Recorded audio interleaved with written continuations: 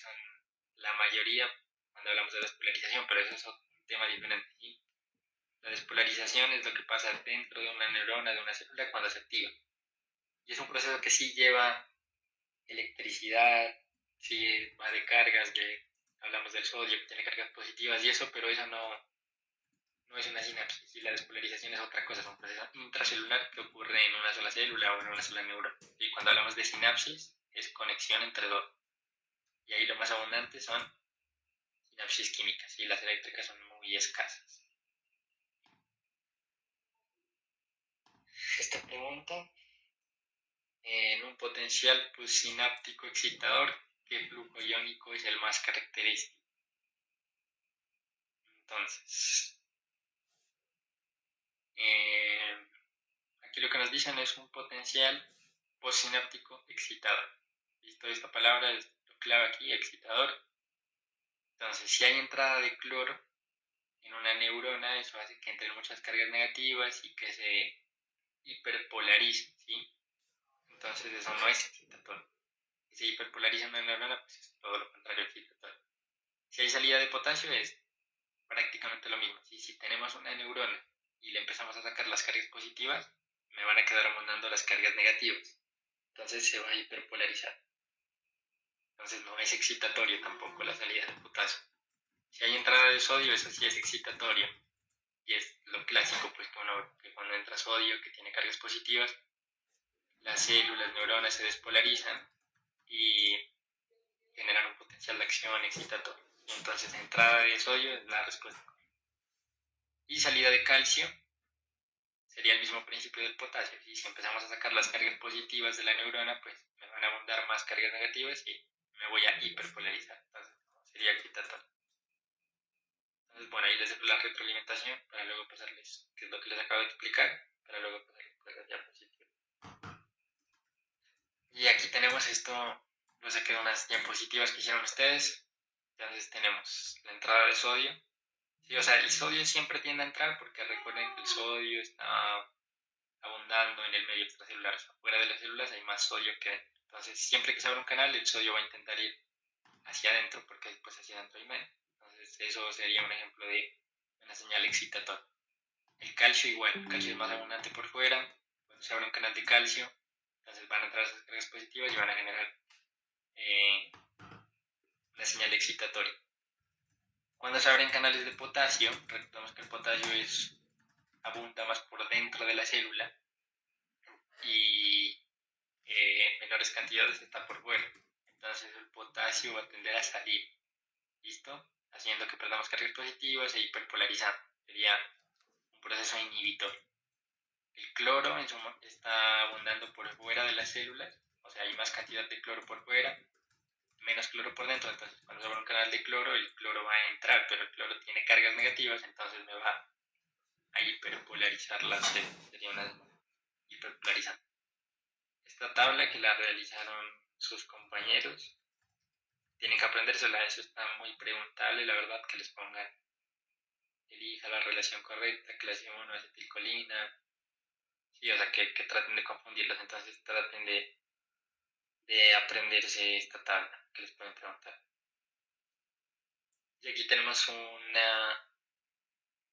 para que tengan en cuenta pues las partes de la sinapsis, ¿sí? Porque en esta pregunta de acá nos hablan de potencial postsináptico excitador.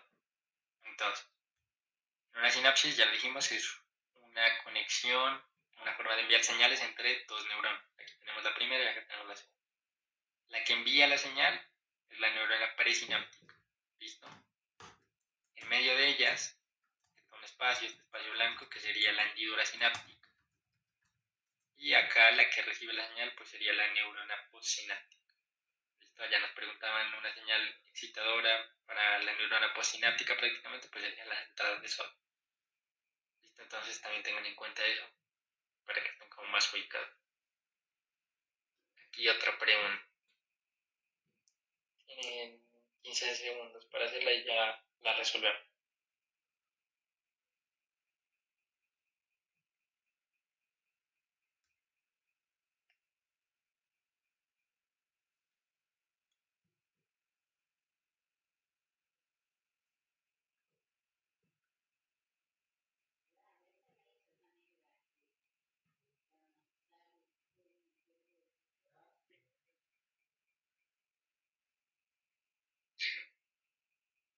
Bueno, entonces, aquí la respuesta correcta es clave. Lo vamos viendo desde el principio.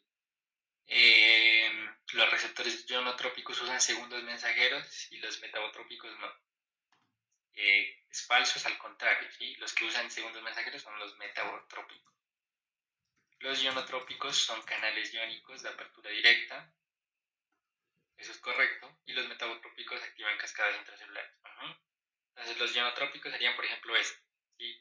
Son canales que permiten la entrada de iones, como el sodio, como el calcio, o la salida pues, de ellas también, como el potasio que tiende a salir. Listo, eso sería ejemplo de ionotrópicos. No utilizan segundos mensajeros porque pues están interactuando directamente con los iones. ¿Listo? Entonces no usan. Eh, en cambio, los metabotrópicos son proteínas que suelen estar en la superficie. Bueno, no sé si tengo una imagen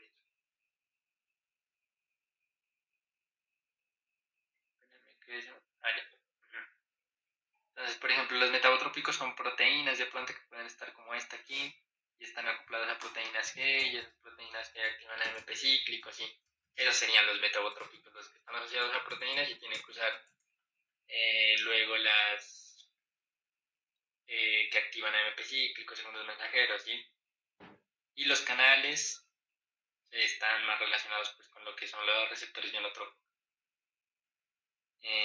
Acá la otra dice los ionotrópicos son siempre inhibidores, no es así, también pueden ser excitadores y pueden ser cualquiera de los dos, como lo vimos, por ejemplo, si hablamos del sodio, pues serían excitadores, si hablamos del potasio, serían inhibidores, si hablamos de cloro, son inhibidores, entonces pueden ser cualquiera de los dos. Igual con los metabotrópicos, y ellos pueden ser excitadores o inhibidores, dependiendo de la vía intracelular que activen, ¿sí? Entonces, ionotrópicos pueden ser inhibidores excitadores y los metabotrópicos también, ¿sí? Los ionotrópicos se encuentran solo en el axón y los metabotrópicos solo en las dendritas, no es así. Ambos se encuentran en cualquiera de las dos ubicaciones, ¿sí? No se excluyen. No es la correcta de agarrar. Acá otra pregunta. Entonces vayan largo volviendo y ya miramos cuál es. Esto lo saqué que ustedes están realizando casos clínicos. Entonces es muy probable que les pregunten eso, pues a nosotros antes no nos dejaban hacer eso, pero pues ahora es mejor que lo reparen.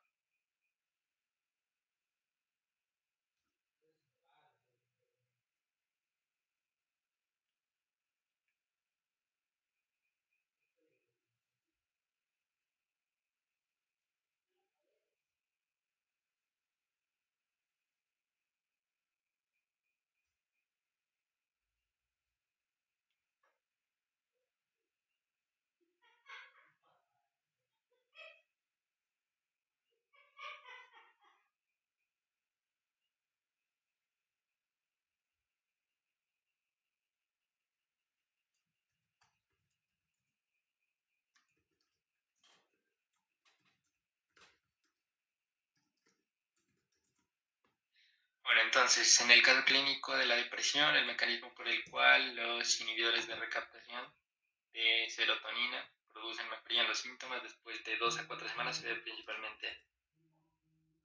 Entonces, un efecto sedante directo que soluciona el insomnio inmediato, ¿no? El bloqueo inmediato de los receptores de serotonina del cerebro, tampoco, porque no es un bloqueo inmediato. Ahorita vamos a ver que es un bloqueo que toma un tiempo, así como dice acá en la pregunta. Entonces, inmediato no es. Si leen eso, vayan descartando. La desensibilización progresiva de los autorreceptores, inhibidores 5-HT1A, lo que permite un aumento neto de la señal serotoninérgica. Es esa la correcta, y ahorita les explico por qué. Y el aumento en la síntesis de dopamina, que reemplaza la función de la serotonina, eso no es correcto y tampoco tiene sentido. ¿Sí? Entonces, expliquemos más o menos cómo funciona.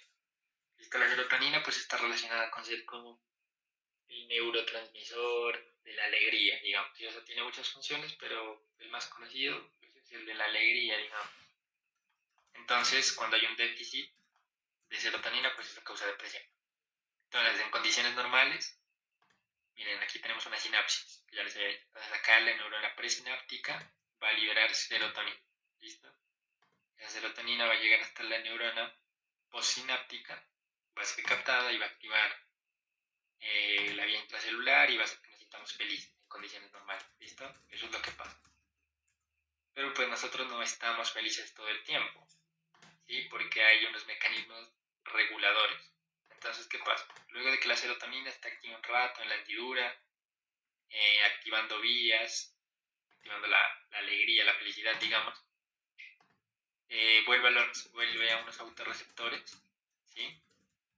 Entonces son detectados por unos autorreceptores de la neurona presináptica y pues esa neurona presináptica es como que dice, bueno, pues ya, o sea, ya fue el momento de la alegría, ya hubo alegría, ya se envió la señal, entonces activan una señal dentro de la neurona que lo que hace es abrir estos transportadores de serotonina, que como ven la flecha va para adentro, entonces lo que hacen esos transportadores de serotonina es recaptar toda esta serotonina que está libre aquí, causando alegría, felicidad, pues la vuelven a recaptar, ¿sí? Para guardarla y para cesar ese estímulo, para que se termine. Eso pasa en condiciones normales. ¿Listo?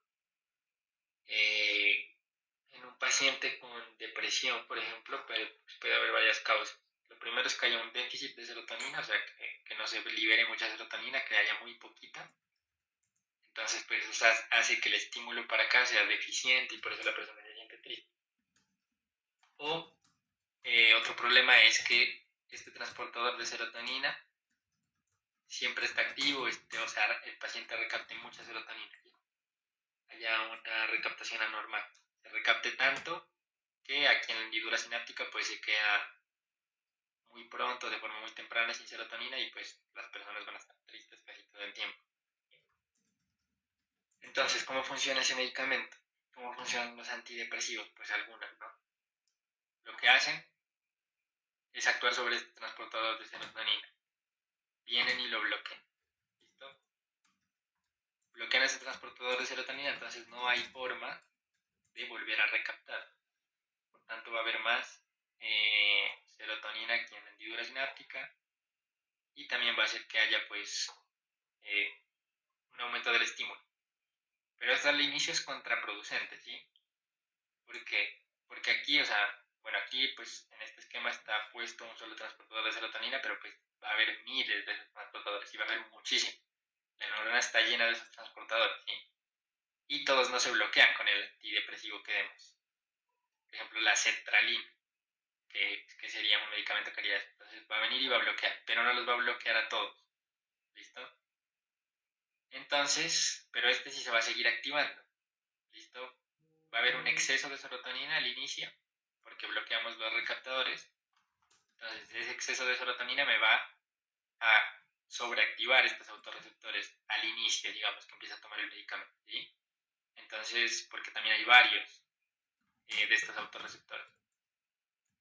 Entonces, al inicio va a ser contraproducente, porque como esta señal de estos autorreceptores va a ser muy fuerte, va a hacer que se abran muchos de estos transportadores y se va a recaptar más serotonina que antes, ¿sí?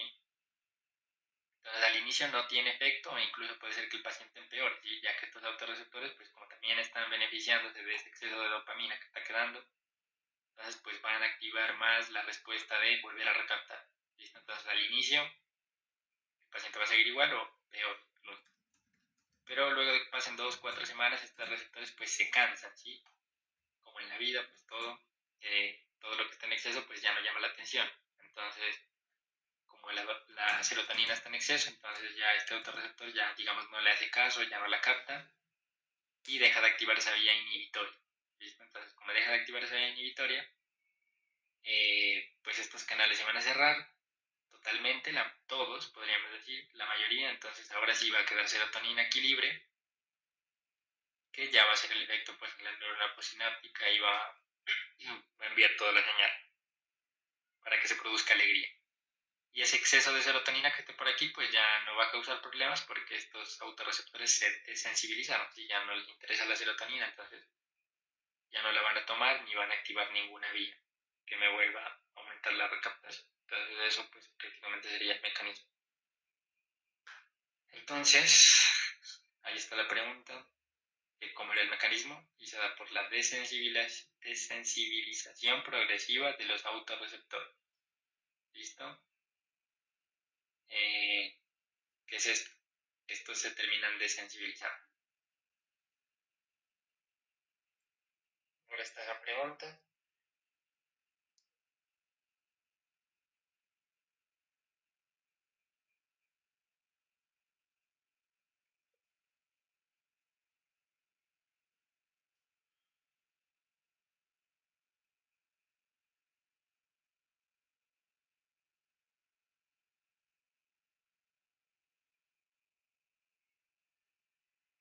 Bueno, entonces aquí la función principal de un receptor sensitivo es, ya estamos hablando de receptores, ya no de sinapsis, producir energía para generar potenciales de acción. Entonces, un receptor por sí mismo no produce energía. ¿Sí? A él le va a llegar un estímulo, o sea, le va a llegar energía a través de un estímulo y la va a convertir en señal eléctrica. ¿Sí? Pero los receptores, pues de la nada no van a producir energía. Esto tiene que haber un estímulo. Entonces, acá la B es correcta, transformar un estímulo físico, químico en una señal eléctrica. Cuando nos tocan, cuando está haciendo calor, frío, pues nuestros receptores van a detectar eso y van a enviar una señal eléctrica. ¿Listo? Pero solo cuando haya estímulo, no es que producen energía de la... Transportar la información sensorial directamente a la corteza cerebral. No, los receptores no transportan las señales directamente a la corteza. Primero que todo, que hay unas vías. Y hay unas vías del dolor, hay vías de toda la sensación. Entonces, directamente no lo hace. Y aparte, muchos de esos estímulos muchas veces ni siquiera llegan a la corteza cerebral. Así ya verían pues ahora en las clases. Por ejemplo, cuando una persona se quema, cuando una persona siente un estímulo doloroso, muchas veces esa sensación no llega hasta la corteza, sino que llega hasta la médula espinal y de la médula espinal se genera una respuesta que sería como un reflejo, digamos, de quitar la mano o de quitar la mano pues al estímulo doloroso. Entonces, en primer lugar, pues no va directamente y tampoco siempre es que vaya a la corteza cerebral. Esos estímulos, pues no de ese tipo, doloroso, digamos. Almacenar neurotransmisores para la sinapsis, no, eso no tiene nada que ver con el receptor. La respuesta era larga. Y ahí está lo que les acabo de explicar, para que luego lo vuelvan a leer. Esta pregunta ha salido toda la vida, pues ojalá les vuelva a salir. ¿Cuál de los siguientes receptores conduce más rápido el estímulo? Entonces tenemos el dolor, de la temperatura, del tacto y de la propiocepción. Entonces aquí el que conduce la información más rápido es los de la propiocepción. ¿Listo? ¿Y por qué? Porque, por ejemplo, o sea, esos siempre están activos, digamos, y la propiocepción es saber dónde están ubicadas las partes de nuestro cuerpo, saber más o menos qué están haciendo. Y, por ejemplo, cuando nosotros vamos caminando y tenemos que contraer los músculos, por ejemplo, si vamos a subir gradas, el cerebro, pues, uno sabe solo, o sea, sin pensarlo, pues sabe que tiene que contraer los músculos en cierto momento, cesar la contracción en otro momento, pero no son cosas conscientes, ¿sí? Porque la información va muy rápido, son tareas que nosotros realizamos inconscientemente, es algo que va muy rápido, entonces pues eso va relacionado con la propia y esa información se manda de forma muy rápida. Por eso esos receptores, esos estímulos de propiocepción pues son los más rápidos y tiene sentido, ¿sí? Porque la mayor parte del tiempo que estamos buscando la propiocepción pues lo hacemos de forma inconsciente, ¿sí? Del dolor, por ejemplo, que nosotros nos damos cuenta, si es consciente, o sea, nosotros sentimos, somos conscientes del dolor, también de la temperatura, incluso la temperatura pues se demora mucho, ¿sí? Cuando nosotros vamos a un clima caliente o empieza a hacer frío, nosotros pues no lo sentimos ahí de una, ¿sí? Pues eso toma unos minutos, segundos, pues. Y el tacto pues también toma su tiempo. Entonces aquí está. Y también pues depende del tipo de cráneo, realmente pues eso es lo más importante. Y la propiocepción viaja por las fibras más rápidas, que son las A-alfa, que son gruesas y mielinizadas, ¿sí? Entre más gruesa sea una fibra y más mielinizada sea, la conducción va a ser mucho más rápida. Y las más rápidas pues son las A-alfa, que son las de la propiocepción. Y acá lo que les decía, la propiocepción requiere una respuesta motora inmediata para mantener el equilibrio y la coordinación. Y la mayor parte del tiempo, pues eso pasa solo y de forma muy rápida, espontánea, y por eso pues se usan las fibras más rápidas. Pregunta clásica, pues ojalá les haga el parecer. Acá las terminaciones nerviosas simples hacen parte de los receptores. Entonces ahí traten de responderlo.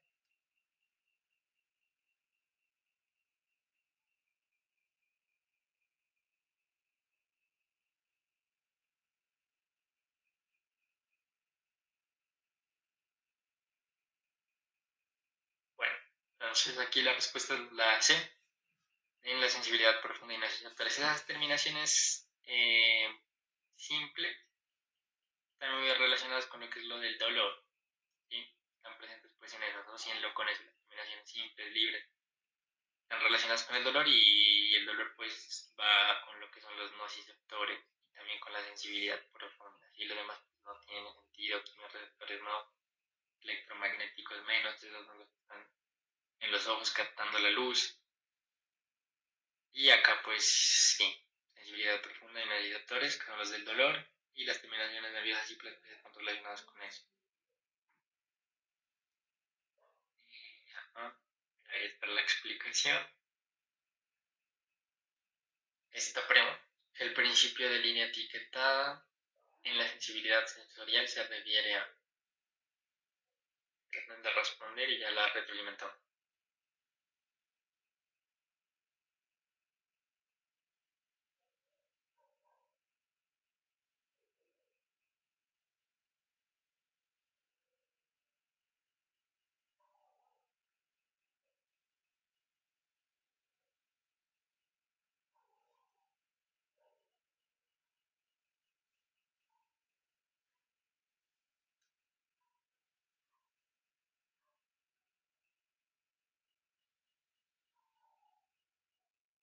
Listo, entonces aquí la respuesta correcta es la C. Listo, línea etiquetada pues hace referencia como a una vía que lleva nombre, digamos una vía determinada. Entonces, la dice adaptación rápida de los receptores al estímulo. No es eso. Eh, eso no recuerdo cómo se llamaba. Bueno, ahorita les. La capacidad de cada tipo de receptor de responder con alta sensibilidad a un estímulo específico. Los receptores como tal no responden, sino que envían la información. Entonces, la transmisión de una modalidad sensorial específica por una vía nerviosa determinada que define el tipo de sensación. Exacto, es esa, ¿sí? Entonces, por ejemplo, si nosotros pues, nos ponen algo que vibre sobre nuestro cuerpo, sobre nuestra piel, pues eso va a ser detectado específicamente por unos receptores determinados y esa información de vibración va a ser enviada por unas vías determinadas que son de vibración, digamos, ¿sí? También hay vías del dolor, ¿sí? O sea, las vías ya están escritas. Entonces, es eso a lo que hace referencia a la línea etiquetada, que ya existen unas vías para transmitir los tipos de información pues, que existen y ya están determinados, no es que se envíen por donde sea. La suma de potenciales postsinápticos en una neurona, no. Eso sería lo que es sumación espacial y entonces sería una, pues está mal aquí es la C. Bueno, pues es la C. Y ahí está la explicación. ¿Cuál de las siguientes fibras nerviosas es la más rápida en conducir un potencial de acción? Entonces recordemos que tenemos tres tipos de fibras que tenían de las más rápidas a las más lentas, pues serían primero las fibras A, listo, las tipo A, esas serían las más rápidas. Pero las A pues vienen varias, las más rápidas de las A pues son las alfa. Luego tenemos también las A delta, que son un poquito más lentas, pues siguen siendo rápidas, obviamente se consideran dentro de la categoría de rápidas, pero pues no son las más rápidas. Tenemos las fibras B y las fibras C, que son las más lentas. Entonces, ¿cuál es la más rápida? Obviamente va a ser la D, fibras A alfa y elínicas gruesas, que son las mismas de la propiocepción que habíamos hablado. ¿Listo? Estas, tengan muy en cuenta, estas fibras A delta son las encargadas de transmitir el dolor agudo. Y el dolor agudo pues es el dolor que se produce de forma rápida, digamos, si los pinchan con una aguja, eso es un dolor agudo. Y ese pues sí se transmite de forma muy rápida. Y el dolor crónico o el dolor sordo es a través de las fibras C, un dolor eh, es muy lento, si viaja por unas fibras muy lentas. Entonces tengan en cuenta eso porque también sabe preguntar y creo que no hice ninguna pregunta del dolor agudo es por las fibras. Agudo pues con A de fibras A, ¿listo? Adentro. Y el dolor sordo, dolor crónico por las fibras C, tiene sentido. Ahí lo relaciona, fibra C de crónico. Y ahí está la representación. ¿Cuál de los siguientes receptores se adapta más lento? Esta pregunta también ha salido muchas veces. Entonces tenemos de la cápsula articular, del pelo, corpúsculos de Pacini, corpúsculos de Rubin. Y la respuesta es de la cápsula articular. Si esos son los que más lentos se adaptan, incluso nunca se adaptan, es lo que es. Aquí tengo una gráfica. Como pueden ver, el tiempo que tardan en adaptarse. Los corpúsculos de Pacini se adaptan de una, esos son los que más rápido se adaptan. Luego tenemos las receptores del pelo, que son los de Ruffini, también se adaptan rápido. Los del uso muscular se demoran en adaptarse, pues porque también son de propiocepción, se demoran en adaptarse. Y los receptores de la cápsula articular se demoran muchísimo, o incluso aquí dice que nunca se adaptan. Entonces los que se adaptan más lento pues son los de la cápsula articular. En un circuito neuronal de convergencia, una sola neurona activa a muchas neuronas amplificando la señal. Es todo lo contrario a lo que es la convergencia. Ahorita miramos una gráfica. Muchas neuronas envían información a una sola neurona integrando la información. Ese es el concepto de lo que es convergencia. ¿Listo? El concepto de acá es lo que es divergencia. Cuando una neurona activa a muchas neuronas, es divergencia. Y cuando muchas neuronas envían la información a una sola, la concentran en una sola, es convergencia. El impulso nervioso se mantiene en bucle de retroalimentación. No, eso sería lo que son las señales reverberantes. Y este es el significado de lo que es una señal reverberante, que también les pueden preguntar. Y la transmisión sináptica se agota por estímulos repetitivos. No, eso no es convergencia, eso es fatiga sináptica, que también podrían preguntar. La respuesta, clave. Y aquí tenemos una imagen. Entonces, divergencia es cuando de una neurona ese estímulo pues va abriendo a más neuronas, a más neuronas. Y la convergencia es lo contrario. De varias neuronas que reciben el estímulo, se va concentrando, va convergiendo aquí en una sola. Acá tenemos lo del circuito reverberante. Bueno, entonces un circuito reverberante neuronal es importante para agotar rápidamente los neurotransmisores, no. Mantener una actividad neuronal prolongada incluso después de que se hace el estímulo, esa es la correcta. Porque el circuito reverberante es una retroalimentación, si por aquí entra el estímulo y por acá sería la salida, pero vuelve a haber como un camino que hace que la información se vuelva a enviar otra vez, ¿sí? Para que siga. Eso, por ejemplo, cuando queremos nosotros retener un número en la cabeza, cuando queremos memorizar algo rápido, de pronto para un examen antes de entrar, estamos creando circuitos reverberantes. ¿Listo? A pesar de que ese es el estímulo, pues la información está ahí rondando. Eso es un circuito reverberante. Entonces, la correcta es la transmitir señales con máxima velocidad posible, ¿no? Convertir estímulos químicos en eléctricos, tampoco. Entonces, la B. Esta pregunta también sale mucho. Entonces, ahí traten de responder.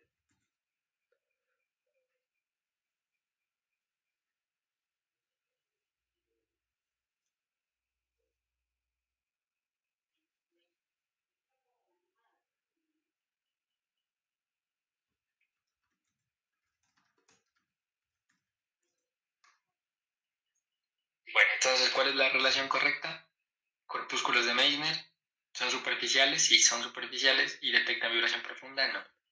Vibración profunda es equivalente a decir vibración de alta frecuencia. ¿Sí? Los corpúsculos de Meissner sí son superficiales, pero no detectan ese tipo de vibración. Justamente, los superficiales, pues sería una vibración más superficial. Corpúsculos de Pacini superficiales, no. Corpúsculos de Pacini son profundos. Entonces ya descartado. Corpúsculos de Meissner profundos, dijimos que no superficiales, descartado. Y corpúsculos de Pacini son profundos y son ellos quienes detectan la vibración profunda o la vibración de alta frecuencia. Y los pueden poner aquí profunda o vibración de alta frecuencia, pues sería lo mismo. Entonces la correcta es la última, la D. Y ahí está, pues eso sacado de las diapositivas. Entonces corpúsculos de Pacini, bueno, aquí no dice que están profundos, pero sí ellos están en las partes profundas y detectan la vibración de alta frecuencia o la vibración profunda. Y los de Meissner son receptores superficiales y detectan una vibración de baja frecuencia. Bueno, aquí está la respuesta ya puesta. Esta pregunta también ha salido muchas veces. Según la velocidad de las fibras, ¿quién envía la información de manera más rápida? Entonces, bueno, el órgano tendinoso de Golgi están en los músculos. ¿Sí? Entonces, los músculos pues, son de propiocepción, como ya habíamos hablado. Y ya dijimos que la propiocepción es la que conduce la información más rápida, entonces es muy fácil. Y no se olviden que el órgano tendinoso de Golgi pues, están en los usos musculares. Y pues haciendo lo que es prácticamente viendo señales de propiocepción, y esas señales son muy rápidas, entonces pues son las que conducen la información de forma más rápida. Receptores del frío, los de temperatura, suelen ser lentos. Como ya hemos dicho, pues uno no siente los cambios de temperatura tan rápido, eso toma un tiempo. Los receptores del tacto, pues son rápidos, pero no son más rápidos que estos. ¿Listo? Y los receptores de presión tampoco son más rápidos. Entonces ahí está.